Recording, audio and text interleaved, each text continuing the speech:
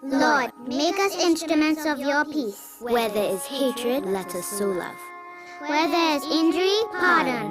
Where there is doubt, faith. Where there is despair, hope. Where there is darkness, light. And where there is sadness, joy. O Divine Master, grant that we may not so much seek to be consoled as to console, to be understood as to understand, to be loved as to love. For it is in giving that we receive, it is in pardoning that we are pardoned, and it is in dying that we are born to eternal life. Amen. WESN.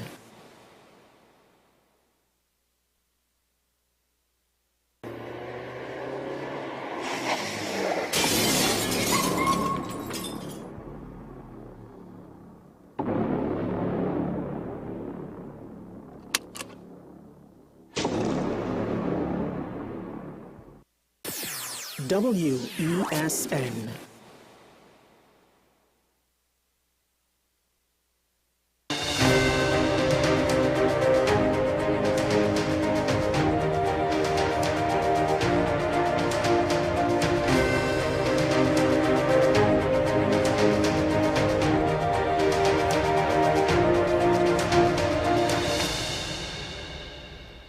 Well, hello everybody. It's Monday, November 7, 2022. I'm Andy Johnson. Thanks for staying with us here at WESN. And this is how we're going to begin. This is AM Prime on this day. We'll tell you what's happening. We'll be talking later on in the program with Mr. Dinesh Rambali. He's an attorney at law. He's a member of Parliament as well. We're talking about what he's called crime crisis. The crime crisis continues in Trinidad and Tobago with murders, with different kinds of actions.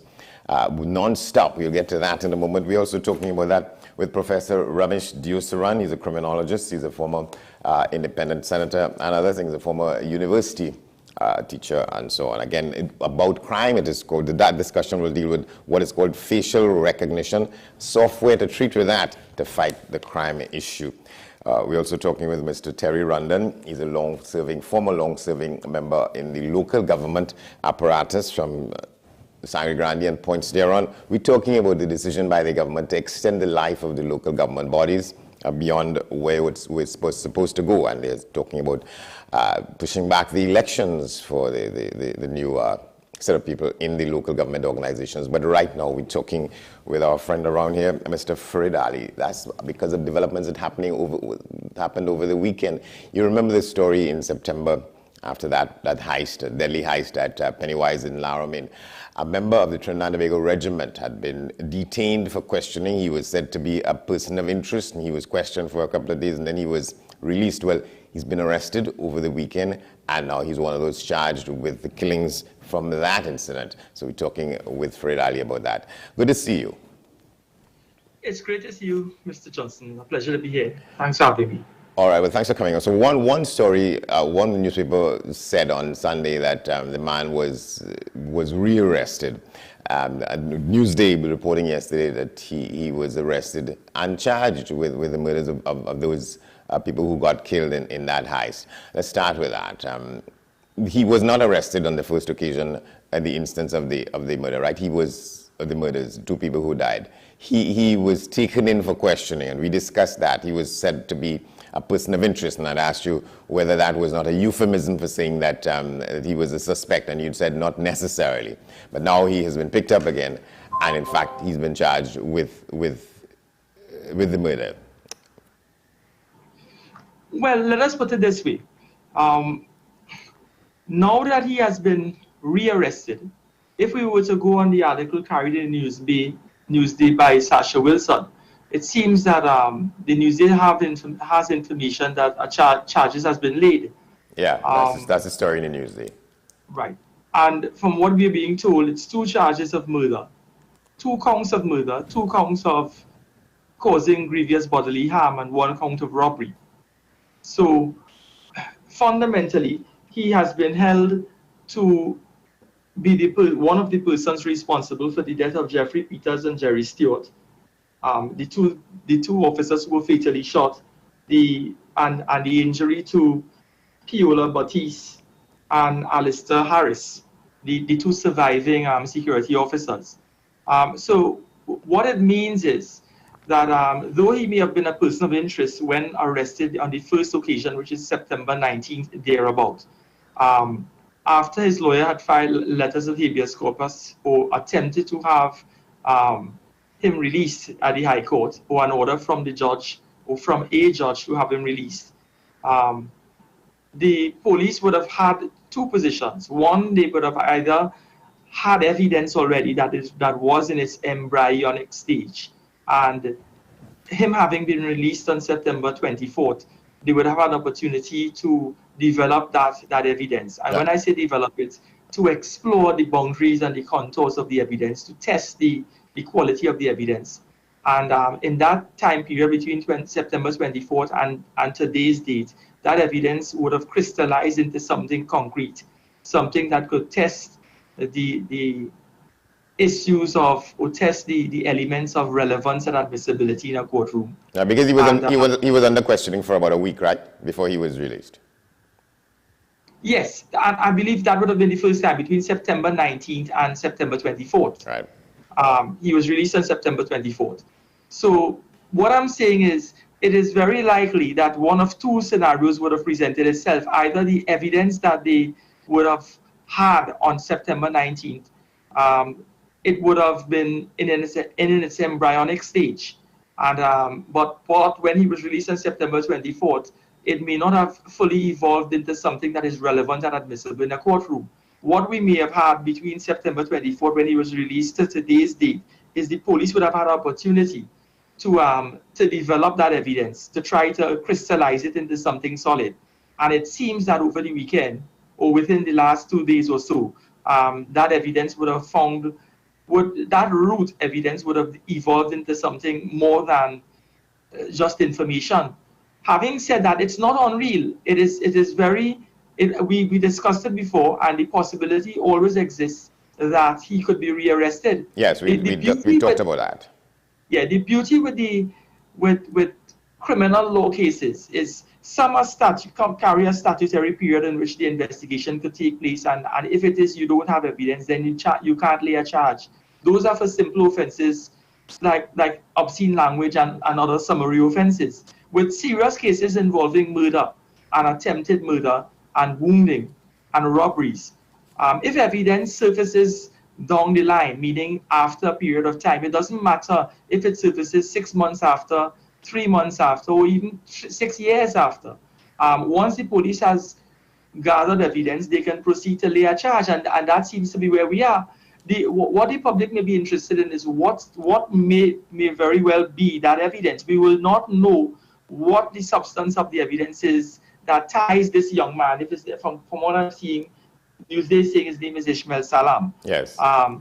If it is the evidence that ties Ishmael Salam to this matter is forensic evidence, meaning evidence of ballistics results that may have come out that is tying it back to him. If it is the evidence is evidence arising from the perhaps telephone conversations, mobile conversations, WhatsApp messages, or telecommunication information, that time frame between September 24th and today's date would have allowed the police the benefit of exploring his cyber technology involved, who allow them to explore perhaps fingerprinting, DNA. We are speculating, but that is the sort of investigative stealth that would have gone into the past month and a half in evolving the information that the police had. Because in the Newsday story, it says that when he was first picked up, he had told the investigating officers that his vehicle, an SUV, was stolen, was taken away from him by the people who were going to put down his work. Apparently, that was proven to be not exactly the case, and he may have been a willing participant. Well, I think from the court of public opinion, persons looking in may very well question his storyline. If that was his storyline, that the vehicle was indeed stolen, and he had no knowledge and no connection to the 4 men who subsequently died at the hands of the police. However, there may have been other evidence that seems to show that there has to be some, or there may have been some interconnect between him and the other persons. Let us say if there's a picture in social media that is he posing with some of those persons who were shot in the aftermath of what transpired on the 19th of September, then it lends credence to the storyline that he was known to them in some way.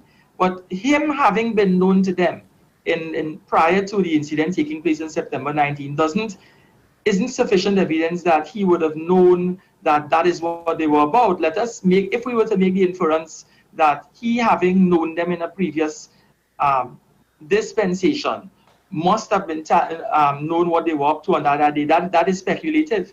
But the bottom line is this: he did offer information to the police in the direct aftermath of what transpired, that the vehicle was stolen. I was on record of saying on the last time that was an ingenious explanation, and it was very, very proper and pertinent to make the report right after, rather than wait days after or wait upon being arrested to announce that your vehicle was stolen, and hence give rise to the implied or the implication that you or he, in this instance, he not having been part of this exercise, his vehicle having been stolen, lends itself to those persons who are using his vehicle against his wishes. Yeah, and the details of the matter as it broke on Saturday, the acting commissioner of police was lauding what he said was the painstaking and meticulous work of people in the Homicide Bureau, because not just him, apparently 3 other people have been picked up as suspects. So there are 4 people who have been arrested since this thing broke, between then and now. Right. So where we are now, it seems that the police investigative machinery, the homicide intelligence, seem to have introduced other parties to the equation. But if it is what we are seeing in the news is correct, and Ishmael Salam alone has been charged, then it's very likely that what we may be looking at is the possibility of other persons being investigated, and if evidence surfaces that they are also involved, then a charge may be laid later down the road. Well, yeah, the story in Newsday on Sunday is saying that this is we quoting the Commissioner of Police. The painstaking and meticulous work of the Homicide Bureau, as they have gathered the evidence, arrested and have charged 4 more suspects involved in, well, no, it says involved in various murders, so not necessarily in this.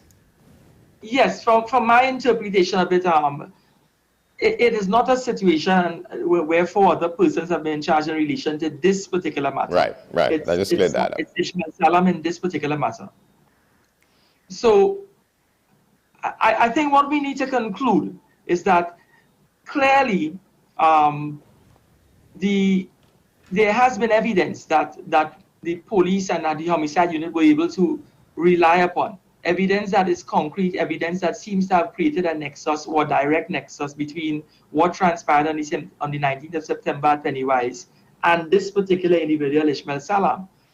With regard to what is the nature of the evidence or what is the quality and strength of that evidence, it doesn't mean to say that the police can now successfully prosecute Mr. Ishmael Salam before the court. In laying a charge, what the public needs to understand is not because a charge is laid by the police means to say that there is evidence beyond reasonable doubt that Ishmael Salam is responsible for the death of these two officers and the wounding of the others. So it's not airtight. It very well may not be airtight. In laying a charge before the court, all the police needs is not proof beyond reasonable doubt. That is a courtroom requirement, and that is a requirement that has to be explored in the courtroom by way of police witnesses and by way of forensic evidence. And that is a different sort of exercise that will be conducted in the courtroom.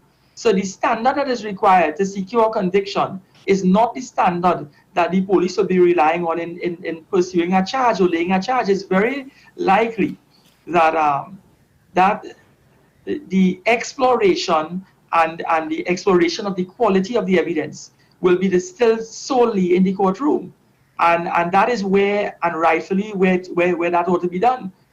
So in no way, because Ishmael Salam has been charged, it means to say that Ishmael Salam there is solid evidence beyond reasonable doubt or that he's responsible. Very often we see persons charged, but the standard of proof or the requirement that is necessary for a charge to be laid at any level is not a requirement that would be in the back of the minds of the police officers when they are conducting the investigation or when a charge is being laid. That is not their responsibility. Their responsibility is a fact-finding mission. And if they are of the view that there is sufficient evidence to establish a nexus between Ishmael Salam and the incident, then they ought to lay a charge and let the court explore whether the quality of the evidence is sufficient to convict. So he very well may be innocent at this stage also.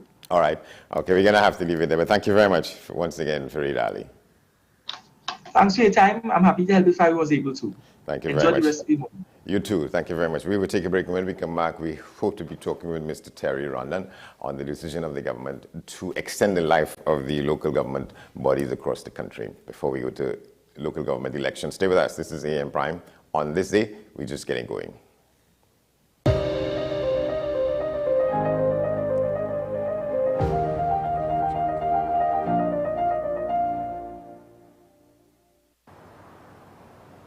Bill and Ruth fell in love with the Benjamin Moore color Dry Sage, but they tried to match it using another brand's paint.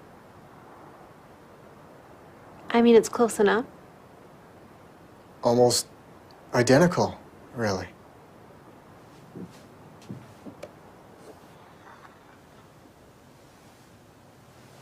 Yeah, there it is. Never trust another paint to be a Benjamin Moore color.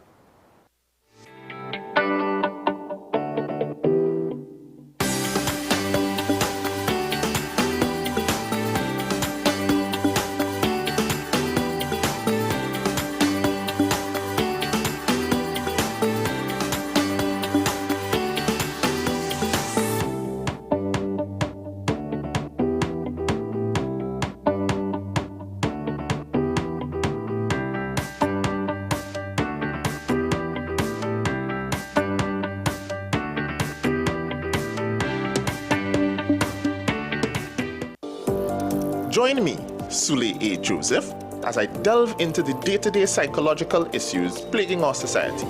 We will discuss behaviors that encompass the biological influences, social pressures, and environmental factors that affect how you think, act, and feel. Sight, Thursdays at 11:30 a.m., only on WESN, Content Capital. Every word, every line, every paragraph depicts a real moment in someone's life. A father, a sister, a mother, a brother. We at Newsday are dedicated to you, the people, and through independent, unwavering journalism, strive to always bring your stories to life. Because your stories are more than just words. Newsday, independent and credible. Here's your chance to win a brand new Mazda CX-30, courtesy Movietown. Simply spend $200 or more at dbetstoys.com, Movietown, Port of Spain. Promotion ends November 12th. Visit the store, you better shop online. You better call us now, I'm telling you why. dbetstoys.com is Movietown, Port of Spain. The issue, the continued rise in the price of flour and its impact on the cost of living in Trinidad and Tobago. How should we go about it? I want to ask you, what has been revealed to you about the state of vulnerability in the country because of this exercise and because of what we're going through? Is the government losing the war on the vaccine front? The discussion should revolve around the common good for the greatest number of people in Trinidad and Tobago. How do we inculcate a sense of respect and regard for people who may not be of your own political ilk or persuasion? The communities are now being used by political opportunists. So when the tables are turned, it's the same way. Okay, this has been 10 questions. I'm Andy Johnson, and we'll see you next time. Living in victory every day. Inspire, motivate, encourage, hope. It's about topical issues. It's about everything that you would want to know about hope, about life. At the end, you're going to say, yes, if he can do it, I can do it too. If she can, I can do it too. No matter what they say, living in victory every day. Nicole Lawson Live, living in victory every day. Every Sunday at 8 p.m. and Wednesday at 4:30 p.m. on WESN. Today we have with us a special guest. He's an NHS physician. In the United Kingdom, where 70% of the population is fully vaccinated, we've sort of had a chance to experience what normal life is like all over again. So if you can trust the medical fraternity to treat you once you have COVID and you come into the hospital, and you trust whatever medication we're giving you at that point, why don't you trust us when we're telling you to take the vaccine? Healing Queens is a dance company which we do heels dancing, which is a fusion between jazz technique and burlesque styles. What's up, Doc? Tuesdays and Thursdays here on WESN, Content Capital. Let your voice be heard. Call Madam Fix It on WESN, the only place that effectively helps you with your woes. Having problems getting onto government agencies, water woes, NIS and pension problems, potholes, and much, much more. Call me, Madam Fix It, every Monday, Wednesday, and Friday, right here on WESN. Is it politics? What is it? Is it that nobody cares about sport? The kind of support that sport used to get in the past is no longer here. The thing is, taking a knee doesn't mean that that's the only thing you're doing on it. Right. Taking a knee along with other stuff. Samantha, what are you looking forward to when you return home to Trinidad and Tobago after winning the title? Thank you very much for speaking it into existence. Is there no pressure on Nicholas Paul? It makes me more motivated to work hard and to go out there and rep the red, white and black. Why are we sending a team to the Winter Olympics? There are a number of Trinbagonians who are in the diaspora and have grown up in winter sport. It's an opportunity that the Trinidad and Tobago Olympic Committee will not close the door. I also believe in the players that we have. Once you can motivate the players, you can get the best out of them.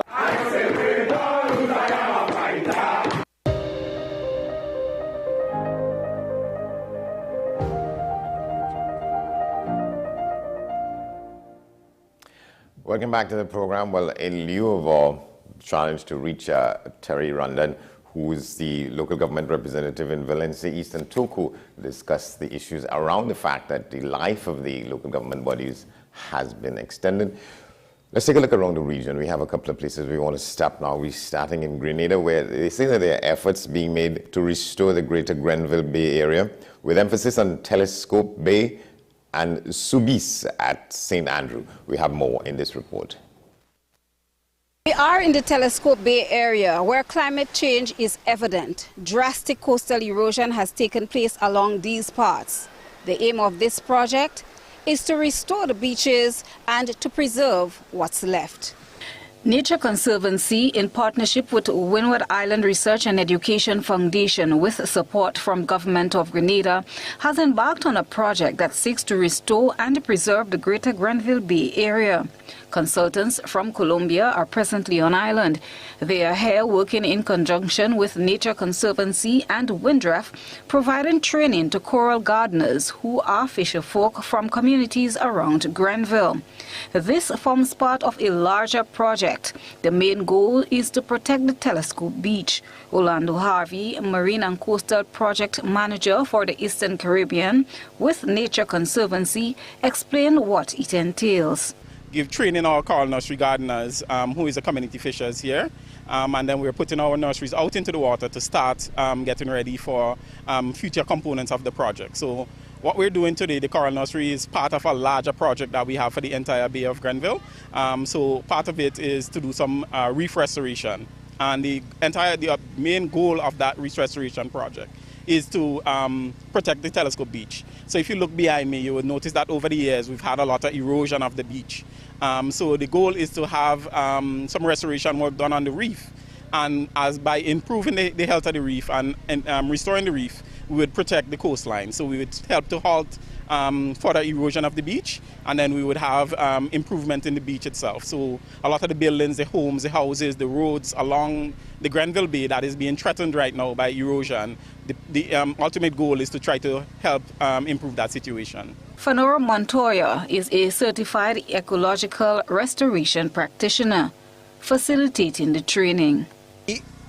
Today we are using one of the techniques that is available for coral propagation or for coral gardening, which is called microfragmentation. So we have built some nurseries that are already placed in the water, and they're going to hold the corals for about 6 to 8 months when they reach certain size that they're ready to be outplanted to the reefs. But to get there, we first need to propagate those corals. So through fragmentation, we take a large colony and then we break into little pieces of corals that with time they're going to grow to become single colonies. Microfragmentation will allow the corals grow faster, up to 60 times much faster than normal rates. He added that in the Grenville area there is one restoration project that encompasses 2 sites, Sobeys and Telescope. Coral Forbes is a project manager with innovative nature-based solutions. She says their environmental project's main focus is in Sobeys St. Andrew. Because if you realize a lot of people are living on the shoreline itself, and it's where are they going to go? So this in a sense is to help them to be able to enjoy the space that they're in and not be frightened of what's to happen. And especially in the Sobeys area where the project is mainly focused, a lot of businesses are on that shoreline there also. So it's also to help the businesses and the community members on a whole. This project is financed by the Caribbean Biodiversity Fund under the Ecosystems-Based Adaptation Facility. With the replanting of these corals, it is hoped that in years to come, we would see the transformation along these paths. All right, so we go to St. Lucia now. This report from HTS News Force is about the fact that police have charged a 25-year-old man from a place called Bocage in the capital, Castries, following a fatal shooting of a 19-year-old from a place called Laborie. And that happened in July 2021. So here's the report. Law enforcement authorities have laid charges in connection with a gun-related homicide which occurred almost a year and a half ago. On July 14, 2021, 19-year-old VJ Black Boy Philip was gunned down in cold blood in a rocky and secluded area near Safi Laborie. He was reportedly fleeing the scene of a shootout between rival armed groups at Safi Laborie. The teen was allegedly pursued by assailants who hunted him down and shot him multiple times. The image and the plaintive wails of VJ's grief-stricken mother still resonates with the nation to this day as the list of heartbroken parents grow longer with every loss of young life to gun violence. Now police say someone is in custody and will face the courts. According to a law enforcement statement issued on Wednesday, November 2, 2022, quote, officers attached to the Major Crimes Unit of the Royal St. Lucia Police Force have arrested and charged the male in connection with the death of VJ Philip, which occurred around 7 p.m. on July 14, 2021 at Safi Laborie. Halen Hippolyte, a 25-year-old resident of Bocage, originally of Anse-Laray, was formally charged for the shooting death of VJ Philip. He was escorted before the First District Court, where he was remanded in custody. The matter was adjourned to December 1, 2022 for further case management. The Royal St. Lucia Police Force remains committed to resolving every incident of crime despite delays in time. The department continues to work assiduously to bring closure to the aggrieved families and ensuring citizens' security, end quote. St. Lucia continues to be plagued by chronic violent crime, which has become increasingly acute over the past 6 years, with record homicide rates in 2017, 2020, and 2021, and now 2022. And we go to Barbados with this report from the CBC Newsnight. And here's what it's saying, that franchising is the way to go if Barbados is to boost foreign exchange. The matter got the attention of participants from across a number of local enterprises at a high-level franchise workshop on Wednesday. It was organized by Export Barbados, the Barbados Investment and Development Corporation. Here's the report. Export Barbados is looking to raise no less than 20 franchises per year. Word of this from Chief Executive Officer of Export Barbados BIDC, Mark Hill, as he addressed the opening ceremony of the company's Franchising Your Business 101 workshop in the Bignells Point Gallery, Pelican Village today. The business official told the gathering Barbados has to look for other ways of doing business in a new age. Right now we are seeing, based on our pivot as a corporation, with our emphasis on bioenergy, bioeconomy, design economy, and ocean economy. We're seeing a 15% growth in the context of supply chain issues, in the context of emerging out of a global pandemic, in the context of high fossil fuel prices, and we are still seeing double-digit growth.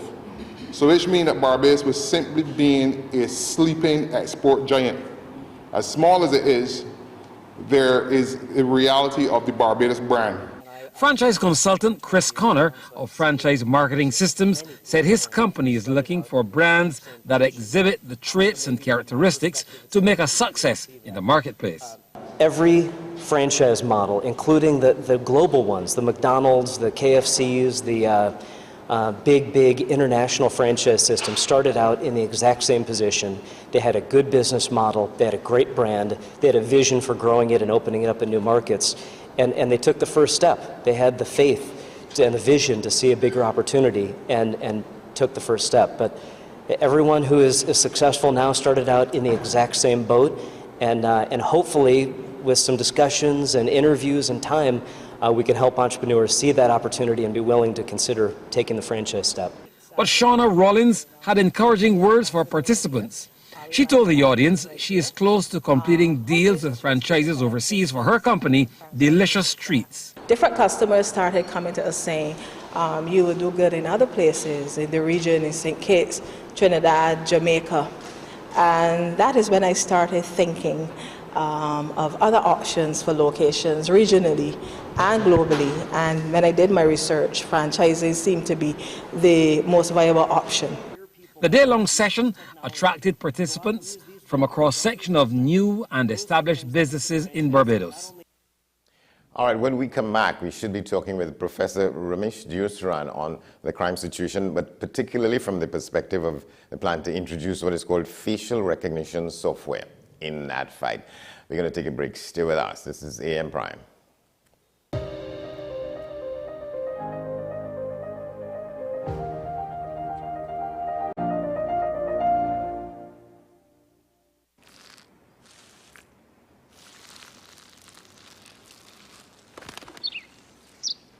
Maybe he landed here totally by coincidence.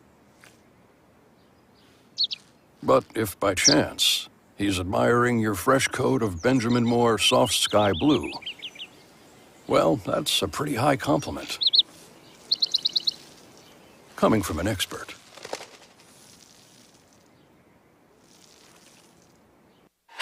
FanZone, your reliable, authentic supplier, has just gotten better. You can now visit our website, www.fanzonett.com, for your authentic wear and collectibles. The only place where you can use both your Visa debit and credit cards.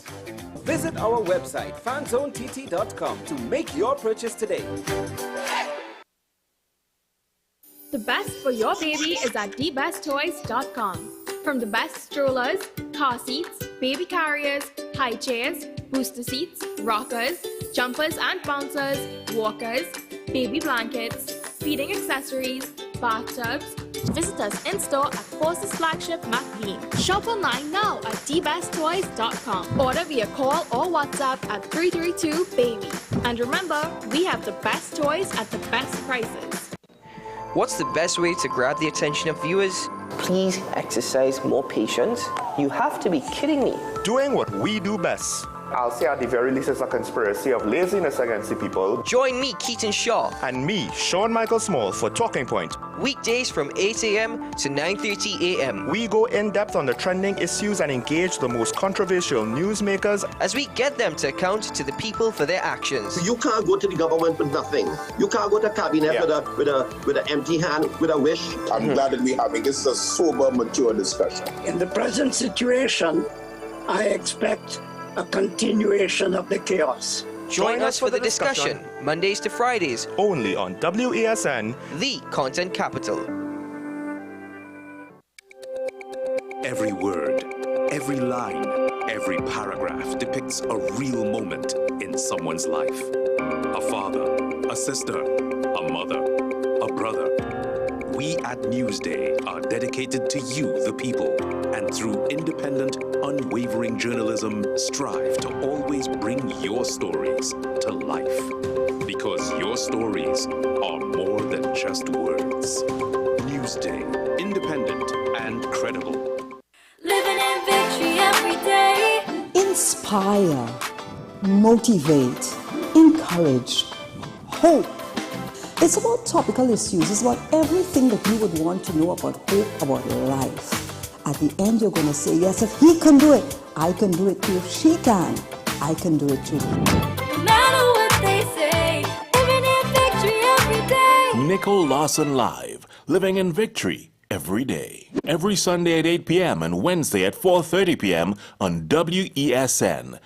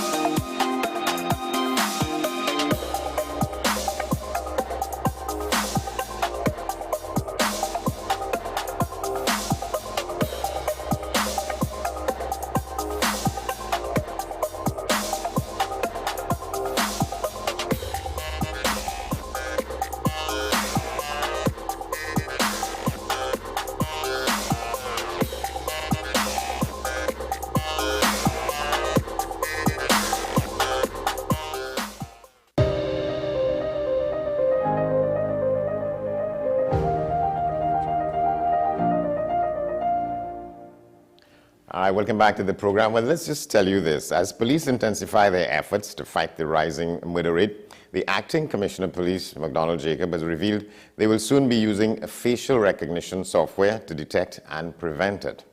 In an interview with the Guardian media on Wednesday, Commissioner Jacob said the new technology should be introduced, he says, soon, very soon.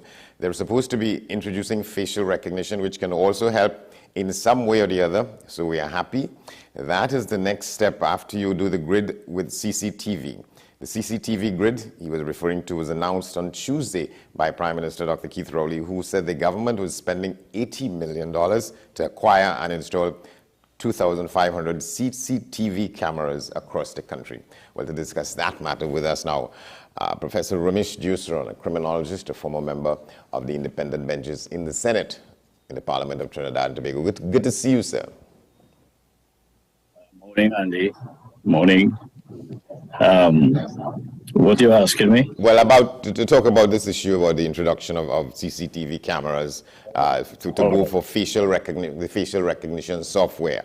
How much of that, how much of a lift, if you want to call it a fillip, you might say, will that be in fighting crime? Yeah. All right, Andy. Thank you. We must say, if you look at it in a panoramic manner overall, I think the identification, facial identification, linked with the polygraph testing, linked with other interventions apart from the number of police officers you're putting on the ground, the whistleblower legislation, all those things should have incremental benefit in terms of reducing, but more particularly detecting criminal activities. Because we have been very weak in terms of detection rate for serious crimes, most of them under 20%. That's very intolerable. So what the government and the acting commissioner are seeking to do is to beef up the detection apparatus. So from my point of view, professional point of view, I welcome it. But we have to have measurable results. We have to look at the state of crime now and detection rate and see with the introduction of these elements, how much it has improved the situation. Because I have found, and you are in this business perhaps as long as I have been, we keep saying the same thing over and over. I have files of monuments of proposals to government. And it is important for us to not repeat the same thing over and over, but to initiate an incremental drive so that we will build one on top of the other, and we will therefore derive fuller benefit than having to go around in a circle, spinning top in mud, as it were, which is what we are doing.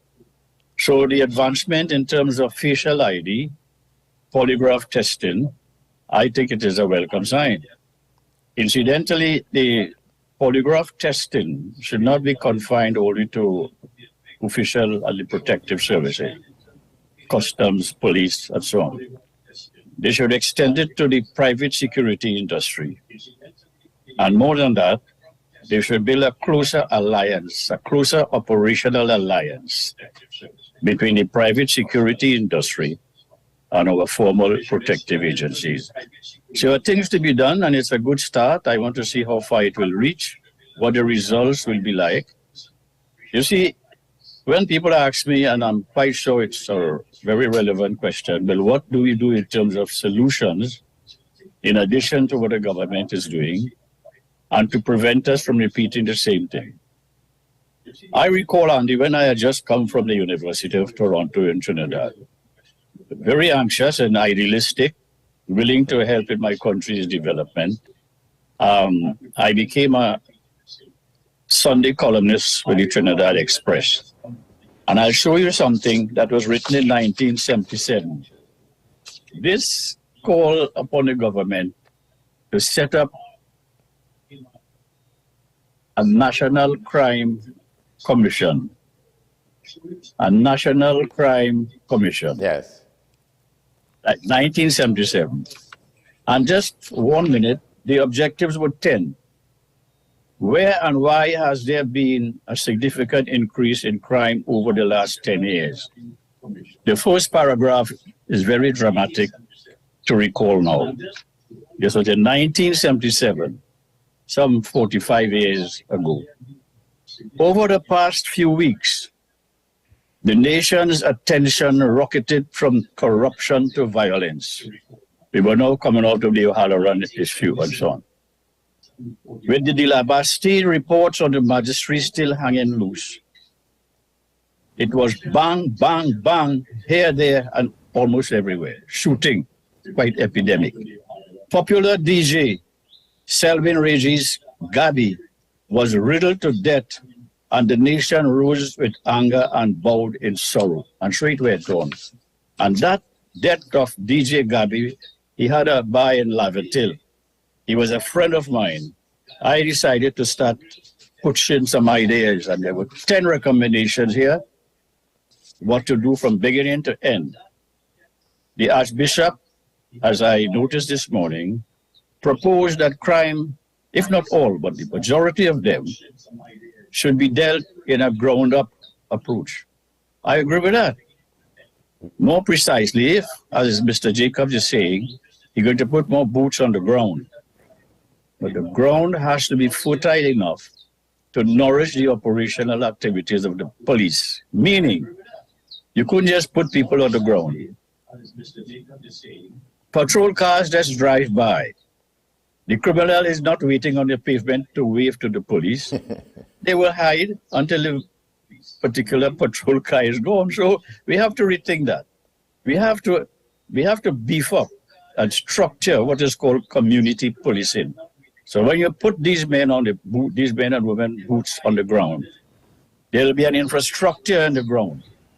And community policing is not just patrol. Community policing has to be structured police station by police station, because police stations are different for several demographic and economic reasons. You have to have the police operational activities compatible with what the community requires through the police station.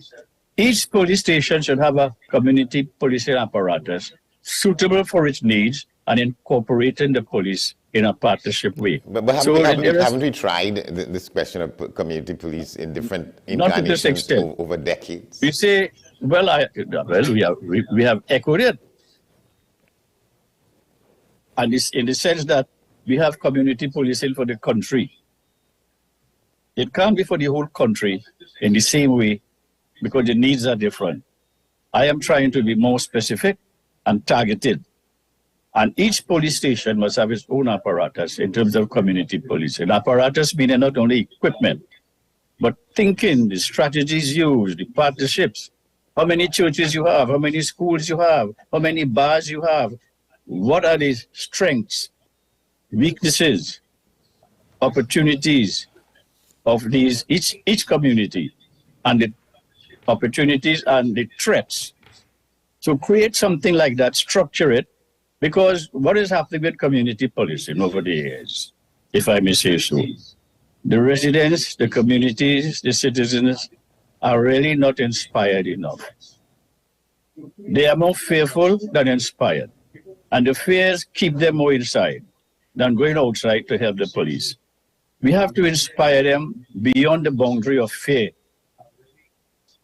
That is difficult because the home invasions we have now have catapulted the society into an unprecedented realm of fear. Because everybody feels that they are the next one. Right. He or she is the next one. Now, what is meant now by talking about putting boots on the ground? So where are the boots where are the boots now to get on the ground? Or is it talking about increasing numbers of police officers? I mean, because we've heard that as well before, putting boots on the ground. I think he connected that to I think it's 110 new recruits going out. And he will disperse these, I don't know what strategies he has across the country. So there are more boots on the ground, but that is a quantitative position. I am now talking about the qualitative aspects of having boots on the ground. What will be the results? What will be the machinery, the operational machinery, the partnerships to bring these boots on the ground for more effectiveness? So what I'm trying to say is that we need thinking. We need deep thinking in policing now. And that is why I'm saying, and I will continue to say, the entry qualifications to become a police officer, in view of the complex legislation, in view of the community needs, and a number of other things, challenges, we have to improve on the entry qualifications. We have to professionalize the police service. That is by increasing the qualifications, not when they enter into the police service already, but before they enter. Something like a diploma in policing, police science before, so that they themselves will feel committed. They themselves will be prepared to become a police officer because they have prepared themselves, something like what the teaching profession has. You can't just walk in and become a teacher. You have to qualify yourself at the university, at some level of tertiary education, because you want to be a teacher. You're passionate about the job. You are prepared to undertake the responsibilities of a teacher. And then you probably have to go to teachers training college, right? On top of that, you have to go to teachers training college to some extent. Yes, you have to train yourself to become a teacher. So you could call that a profession. Our police service is not as yet as a profession as it should be, and it could be. And that is one way, the entry qualifications, the professional preparation. Then you step into the police service. You can do advanced level training inside the police service, but you can't start from scratch inside the police service. You have to do that job before you enter. That is what is done in Miami, Texas, California, all over the modernized states you have in the world. I think we should follow that pattern. What is your view as to how we get to the point where we can dismantle some of these gangs? Because a lot of the major crimes are happening with gangs. If you take the fellas who killed the prisons officer who was standing waiting for a taxi in Faizabad some months ago, was said to have come from Faizabad. The people involved in this, which we were talking about earlier, the Pennywise heist and the killings that come from that, 4 of the people who were involved in that from Faizabad. You have the situation in which the place in Chaguanas is now, where fellas just went and shot up a place, killing a 9-year-old boy. That has been an area of focus for some time now. What is enterprise? What is happening in these places such that the police can't get a handle on it and treat with it in the kinds of ways that it should? So these places continue to prosper as sort of incubators for guys who get involved in crime? My dear friend Andy Johnson, what you're asking me is what I had said since 1977. No, I mean, you're asking me a question that I have answered. Right. And there's another one. There's another one that I put out. It's called Let's Have Some Frank Talk in Crime. Yes. So, just about a year after, I wrote another call to the government to inquire into the issues you were saying. Get behind the minds of these people. Where did they come from? You see, you couldn't solve these things that you were talking about, as crucial as they are, in a week's time, in a month's time. Because these people you refer to, who shoot these children, who go and cause havoc in certain communities, the rise of gangsterism, these things didn't happen overnight. So you will not solve the problem overnight. The emergence of these problems are sociological in their foundation. They emerge from the schools, what kind of education system we have. Of course, this is a complicated issue which requires more detailed discussion, but I'm just globally telling you. Yeah. Education system, families have been breaking down left, right, and center because of social and economic reasons. You have single mothers being left. Men just disappear, leaving the single mother with 2, 3, 4 children. This is not how you raise a society. You can have the children, but if there is support and resources to look after them. But there are no resources, so where do they go? They drift. Yeah. They drift. Yeah, So in the communities themselves are so structured that they absorb these people into deviant roots. So there's a panoramic explanation in answering your question. Where did they come from? What happens to their conscience, to their mind? The principle is, as children grow up, they are socialized into civic values. That is what the Archbishop Jason Gordon was talking about yesterday. We're not training the children in the way that they should. And you ever try bending a tree when it is already grown? It will break. Very difficult. This is what's happening.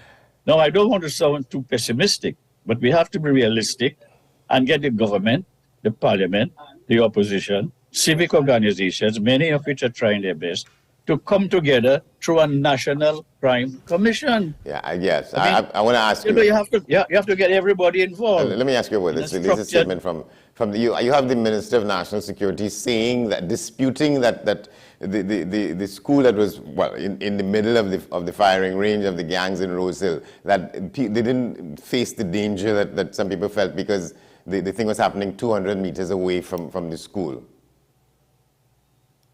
Sometimes I sympathize with Minister Hines.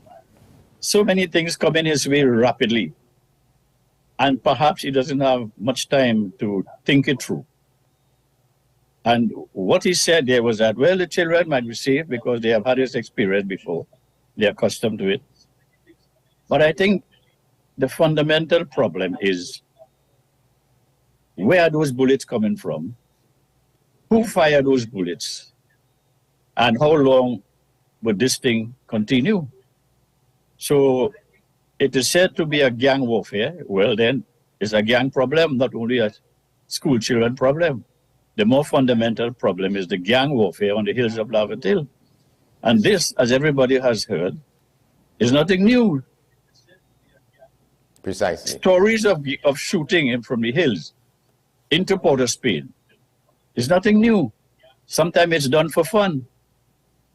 Our research has reached that far in Laventille, Mova, but you stay on the hills and you fire guns as if it's for fun. Now, in this case, it is said to be gang warfare.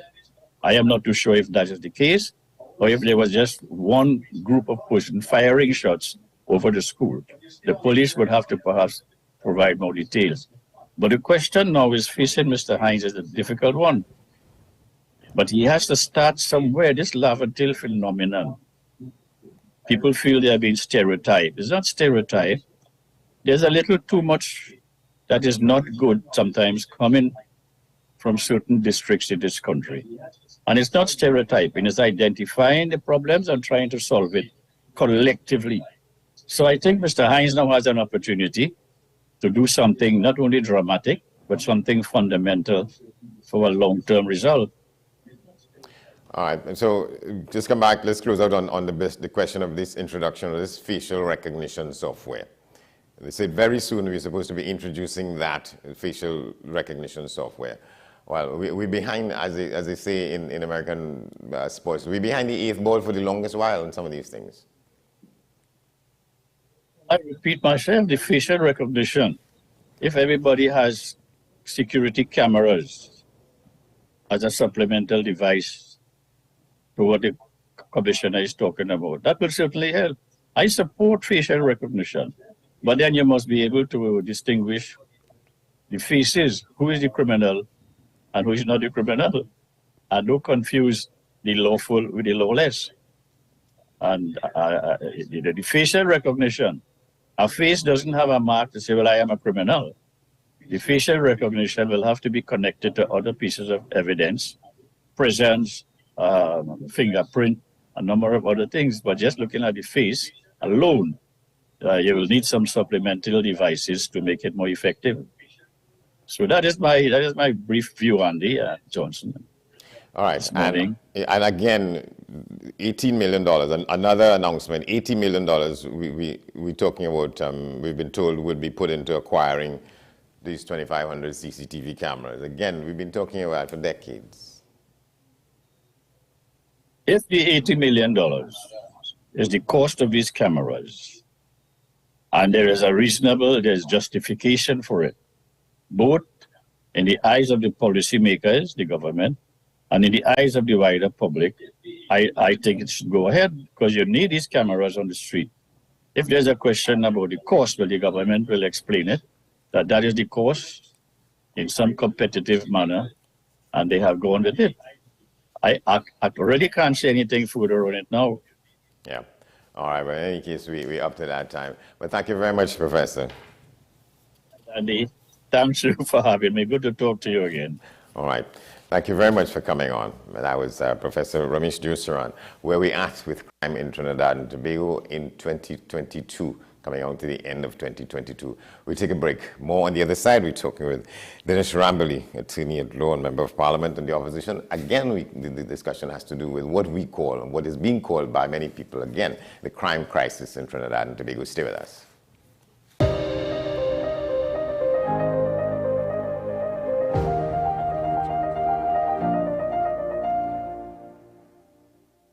With society plagued by a host of issues, with debates surrounding our urgent concerns falling short, with questions of our future not always being answered. The conversation continues. Join me, Kemuel Pascal, as the voice of the youth comes to life. We will confront the controversial topics of today's world to gain answers that are key for a better tomorrow. One and One with me, Kemuel Pascal. Wednesdays at 10 a.m. Only on WESN, Content Capital.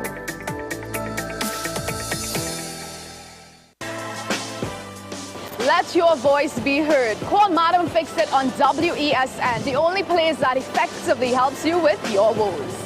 Having problems getting onto government agencies, water woes, NIS and pension problems, potholes, and much, much more. Call me, Madam Fix It, every Monday, Wednesday, and Friday, right here on WESN. Let me fix it for you.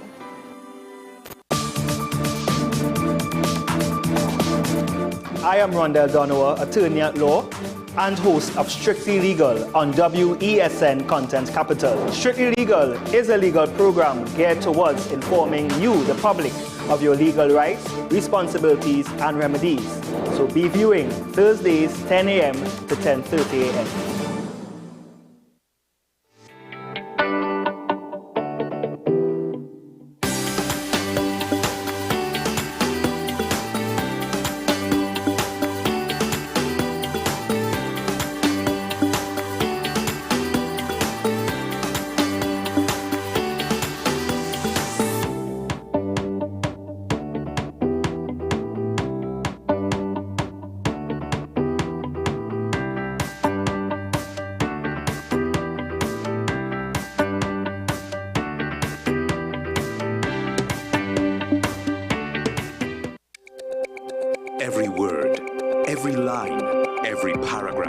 depicts a real moment in someone's life.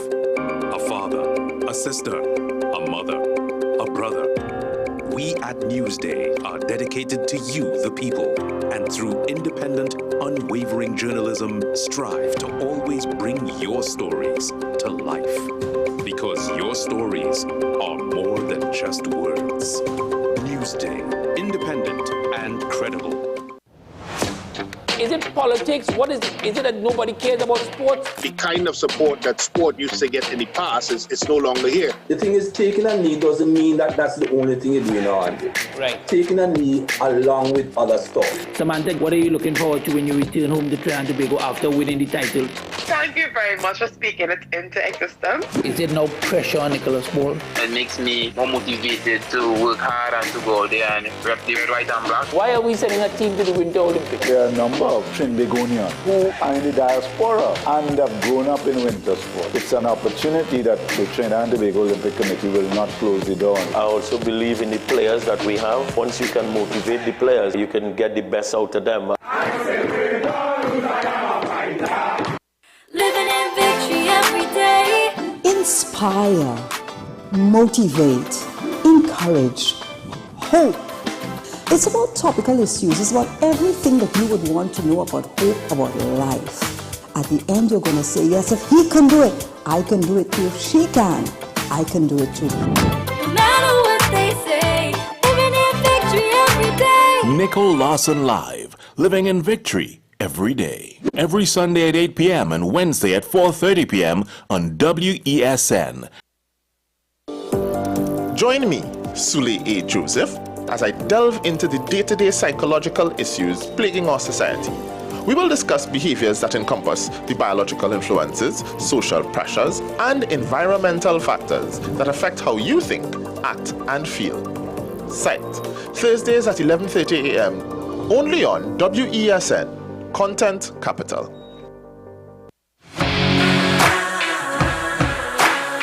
Every day, we communicate through stories.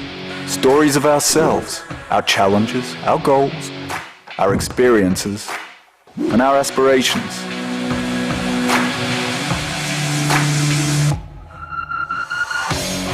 Storytelling is an art that we have mastered.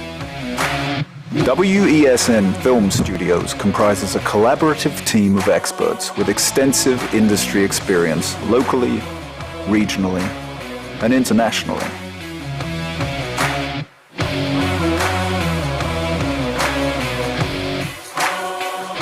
The ability of your business to successfully communicate with your preferred audience depends on the strength of the stories you tell.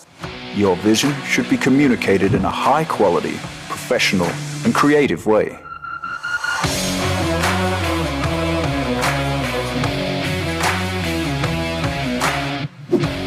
From concept to post-production, advertising to film, multi-camera productions, live events, streaming, and virtual conferencing, we are WESN Film Studio. Let your own unique voice be heard and your vision realized.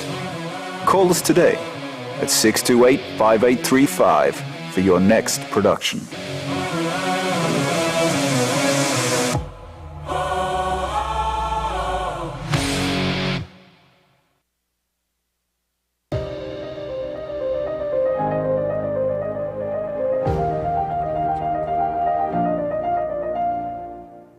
Welcome back to the program. Up ahead, we're talking in a little while from now with Member of Parliament Dinesh Rambali, again on the crime crisis in Trinidad and Tobago. But before we get to that, let's go wider afield for a bit. And we're talking now about a new UNESCO report which was released on Thursday. It's predicting that glaciers at many World Heritage sites will likely vanish by the year 2050. Well, I'm joined now by Professor Douglas Hardy from the University of Massachusetts Amherst. He's been researching Kilimanjaro for nearly 20 years. Professor, thanks for coming on the show. Now, these glaciers in Africa, it's not something you would associate with Africa, but tell me, in your time studying them over the last 20 years, what have you seen as the growing trend? Well, thank you. Yes, I'd like to start by applauding the UNESCO and the authors of this report on World Heritage Glaciers. It's a very useful overview of a dire situation faced by these critical ecosystems. So to your question, Africa, of course, is a huge continent. There are 3 mountains with glaciers, all very near the equator and high above the iconic African plains. There's Kilimanjaro in Tanzania, Mount Kenya, and of course the Ruwenzori Massif, which straddles the border between Uganda and the DRC. Well, when 19th century explorers returned to Europe, many scientists there didn't even believe their initial reports of snow on these mountains. So it is a little incongruous to have glaciers and snow right on the equator. The current glaciers on these 3 mountains are really quite tiny, perhaps 3 square kilometers in total, so very different from the bulk of the glaciers in this report. Kilimanjaro is the highest at about 6,000 meters, and it's by far the best known. So for perspective, when I started in 2000, there were 3 main glaciers and 6 to 8 smaller ones. Today, only the northern ice field on Kilimanjaro is an intact glacier, and there's maybe 10 fragments of glaciers elsewhere on the summit. These glaciers will likely be gone within 5 to 10 years. Not the northern ice field, but the smaller glaciers. Now, what is actually leading to that? We can say things like climate change, but that's a very broad term. In this specific sense, what is the direct impact? Where is it coming from? Well, it's an appropriate term in this case. Climate change is the fundamental problem. It is warming of the atmosphere and the ocean, which is profoundly changing these patterns of temperature and precipitation everywhere on Earth. And different glaciers have different causal mechanisms. The physics are a little different, but it's fundamentally the change in warmth, heat content of the atmosphere in the ocean. And just a quick word on the effect that the melting of those glaciers in Kilimanjaro might have on the surrounding community and environment. Right. Humans have lived in the shadows of these mountains for millennia.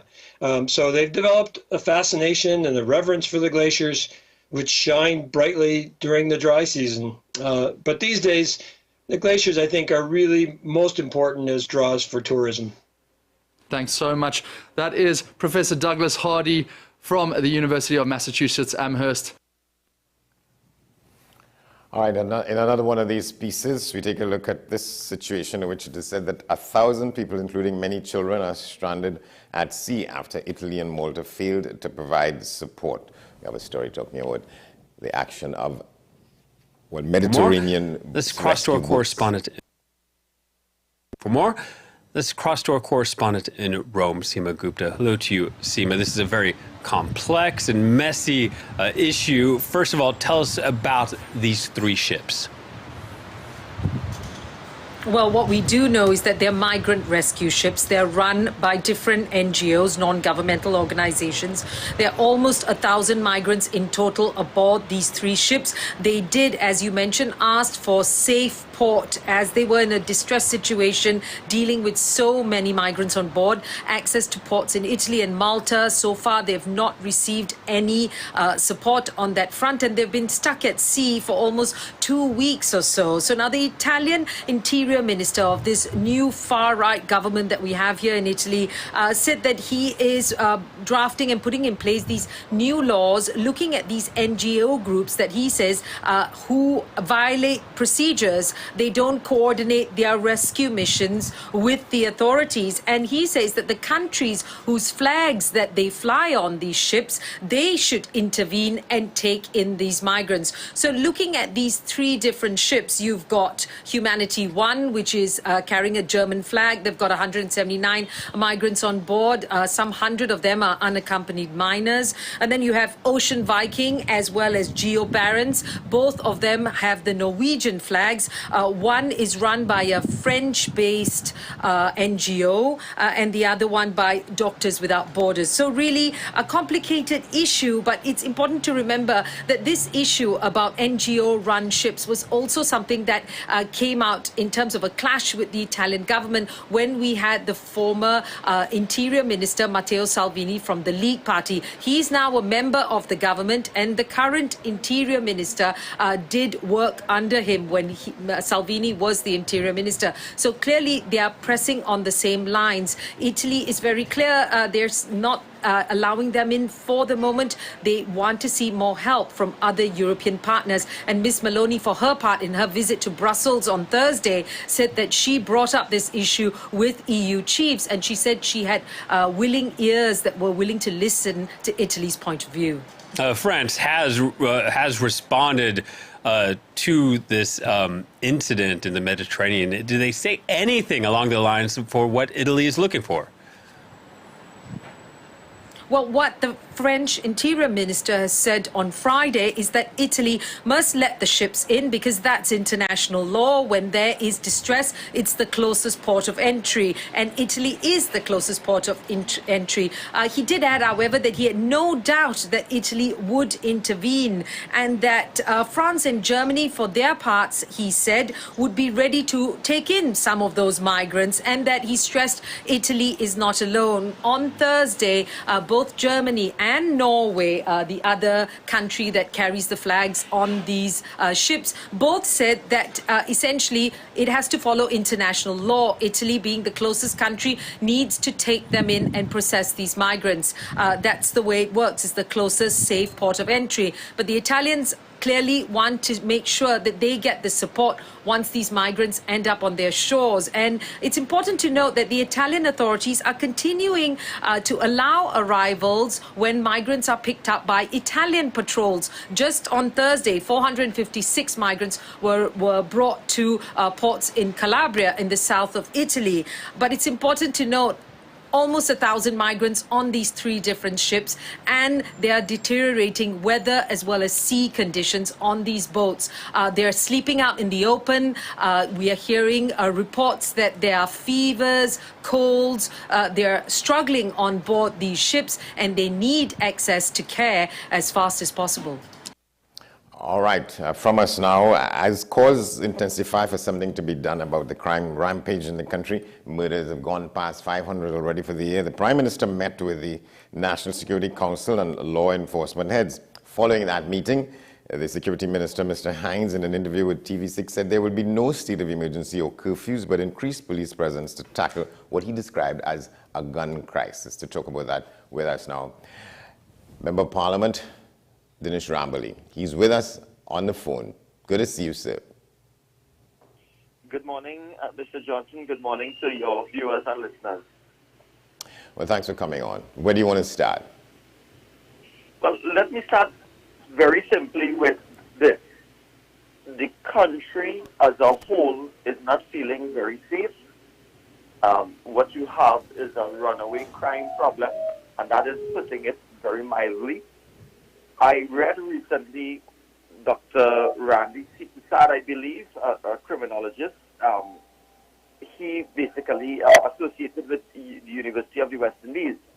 And what he essentially said was that the forecast for 2022, in the absence of any immediate and effective action, is going to be somewhere in the vicinity of 585 murders.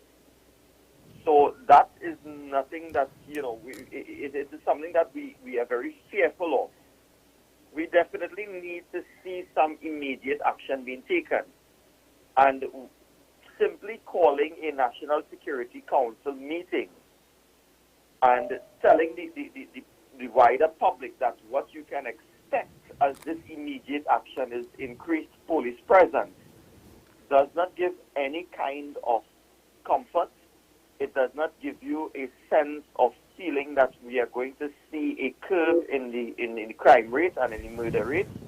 It does not give you a sense of feeling that, as we approach the Christmas season, that we can move around the country and enjoy our liberties, our freedom of movement with our kids, even ourselves moving alone, moving from, shopping center to shopping center, mall to mall, whatever it may be that we do around Christmas time to participate in festivities, attend, parang singing, go paranging from door to door, whatever we may engage in, and it is not something that we feel comfortable as a population that we are going to be able to enjoy between now and the end of the year. What is your response to the declaration that there will be no state of emergencies, no curfews? That is appropriate? That is acceptable? Well, it is not acceptable, and no, I don't think anyone was saying before that there was a necessity, an absolute necessity to call a state of emergency. But look where we are now, where we are at this point in time, and simply throwing your hands up in the air because it is an early political statement you may have made, or political policy position you would have adopted before, that there will be no state of emergency, and now crime is, spiraling out of control. You have to stick to that. You are not prepared to accept that, greater action is needed because you have failed, and that is the problem. The government is not prepared to accept that it has failed with crime. Elevating it with language, with terminology that we are in a public crisis, a public health emergency, and equating this scourge of crime as something along those lines, and thinking that will allow the public to believe that you somehow understand what is at stake here, you understand the problem, and therefore you can expect solutions very soon. It is not working, Andy. So that is totally unacceptable. You are just, it is the same old method. You can't keep reinventing the wheel and rolling it down the same track and expect to get different results when the criminal elements are clearly not afraid of any of the government measures that, they have put in place over the past 7 years. And this question about increased police presence. So where are the police officers now? That they will be their presence will be more apparent. What are they doing now? Well, that is a very good question, because this question has been asked, in the past. Where is the police presence now? They ought to be on the ground.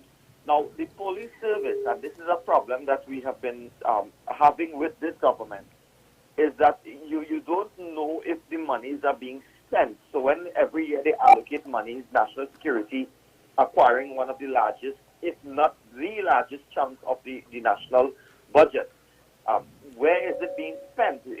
Because there is always the complaint of vehicles are down, maintenance of vehicles are at an all-time low. CCTV cameras, something which has been bandied about in the media over the past few days, owing to the fact that the Prime Minister himself said we're going to be investing $80 million in additional CCTV cameras. The question is, what has really happened with the existing infrastructure of CCTV cameras, and exactly how many are working, and what can we expect? So this is a problem that we are having. So this police presence, I am none the wiser, Andy, and I think the public is none the wiser as to where are the police located. What is this increased police presence going to translate into in the coming months? Because where are they now? I can't answer that. And this is where the government is falling down. There isn't any coherent position or policy position or statements being put out to the public to allay fears and even to begin to send a signal to those criminal elements, that something is being done and they ought to be fearful of being caught. They ought to be fearful. There is no deterrent initiative that the criminal elements can say, hey, I am fearful that if I commit this crime, I will easily be caught. I will be prosecuted in a particular manner, and I will be convicted of the crime as well. There's none of those things which ought to exist in a society to keep crime down. Imagine this morning, you have the Archbishop quoted, because he would have delivered at some foundation function over the weekend. The Archbishop is saying that we have to have a ground-up policy initiative, and that ground-up policy initiative is that we must start cultivating values now with our children, and we have to return to those values which will allow children to understand, treat your brother as you would want yourself to be treated, and things like that. I mean, Andy, in 2022, this is the message, and no disrespect is meant to the Archbishop in any way whatsoever. But imagine that all crime-fighting measures have fallen down, and this is where we have to go back to. We have to go back to the very basics and not demanding anything from the top. We are asking from the bottom, from the ground up. We are asking everyone to start cultivating these values yet again, because crime is totally out of control. That is throwing your hands up in the air and saying that I expect absolutely nothing from the government in terms of fighting crime. That is what that statement sends to the population. And how do we get over this what is called this gun crisis? Well, Andy, you have to have a multi-pronged approach to fighting crime at this point in time. The borders are not secure, so you have to be able to secure the borders.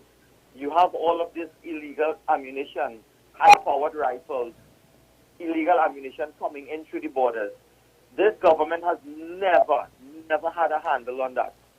So that is number one. Number two, coming in 2022, when you should have had a functioning CCTV infrastructure that is surveilling key hotspots in the first instance, and then in the other instance, the wider communities.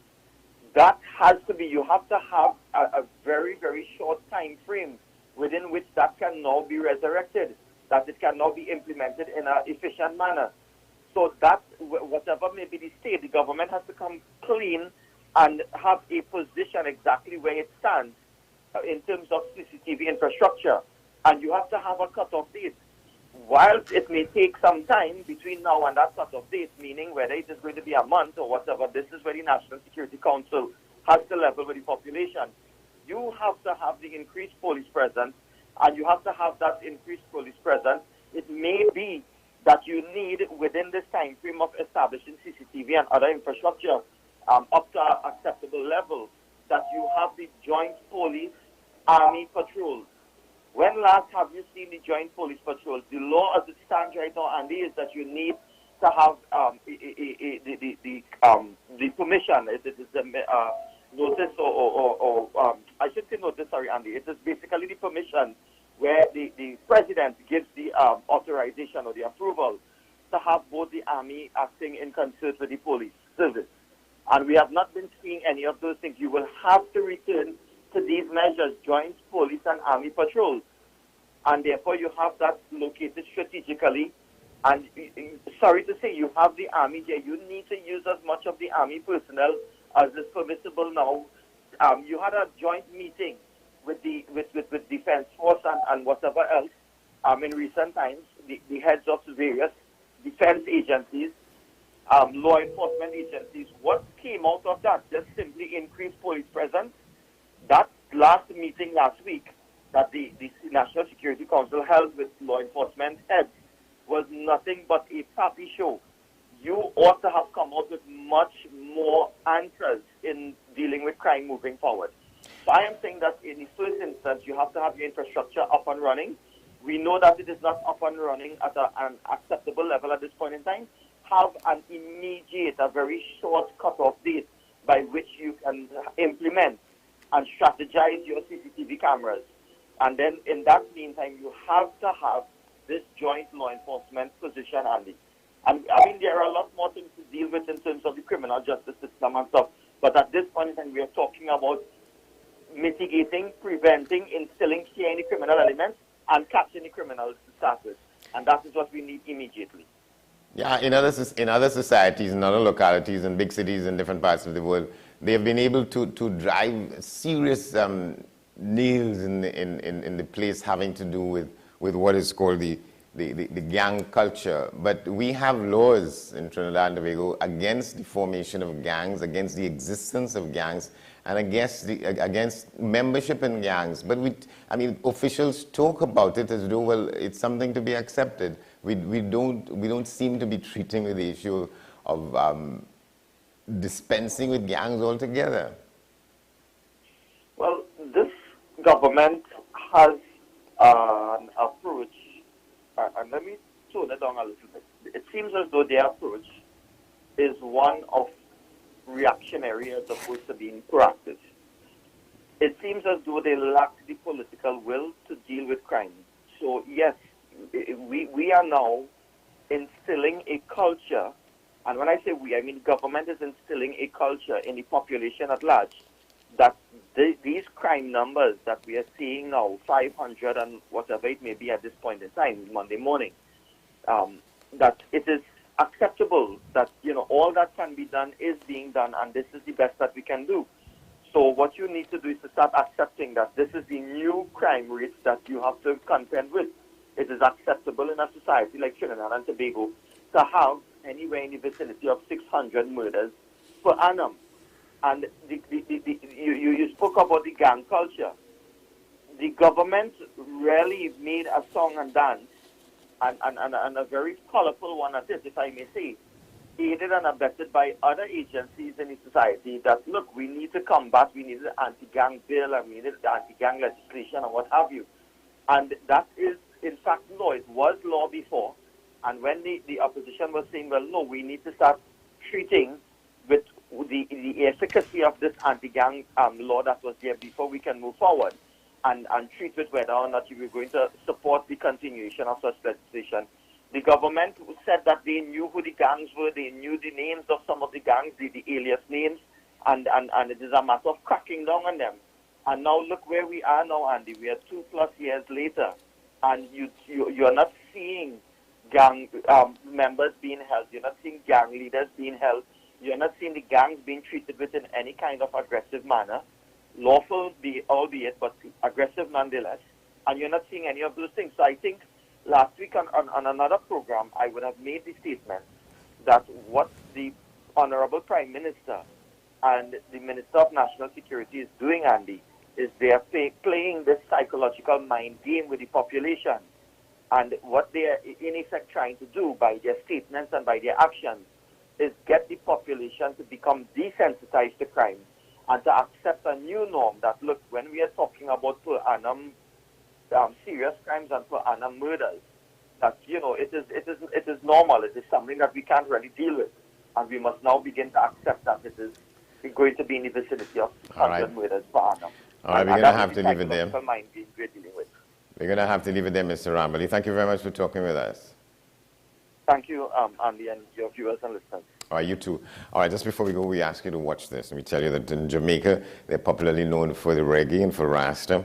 Among other things, it's a laid-back way of life, they say, but the island also has stunning monuments, statues, vibrant biodiversity, and a unique sports event called the Great Pushcart Derby. In that contest, pushcarts, upgraded wheelbarrows used for transportation of goods and earning a livelihood by many, turn into modes of fun and create an exhilarating sport event. We ask you to watch this. Well, I'm sorry to disappoint you. We have to find that for another edition of the program. But that's where we wrap it up then for this edition of the program. This has been AM Prime. We tell you can get in touch with us here at all our social media platforms at WESNCC. You can send your emails to amprime@wesncc.com. Thanks for watching. In half an hour, we have news at the top of the hour, followed by today's edition of Talking Point with Shah and Small. But for now, thanks for watching. We'll see you tomorrow.